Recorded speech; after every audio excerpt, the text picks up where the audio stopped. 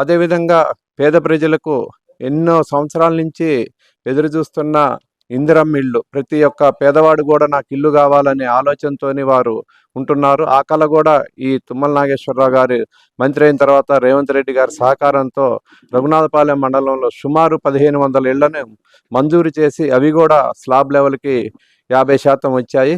కాబట్టి ప్రతి పేదవాడు కూడా ఈ యొక్క సంక్షేమ అభివృద్ధి పథకాలు ఈ కాంగ్రెస్ ప్రభుత్వంతోనే సాధ్యమైనవి, రేవంత్ రెడ్డి గారి నాయకత్వంలో సాధ్యమైనవి. తుమ్మల నాగేశ్వరరావు గారికి మనం స్థానికంగా ఎల్లవేళలా వారికి సహకరించి మన మండలాన్నే కాదు, మన గ్రామాన్నే కాదు, మన వీధిని కూడా అభివృద్ధి చేసుకోవటానికి ప్రతి ఎన్నికల్లో కూడా వారికి అండగా ఉండాలనే ఆలోచనతోని ఈ యొక్క గ్రామీణ ప్రజలు ఆలోచిస్తున్నారు.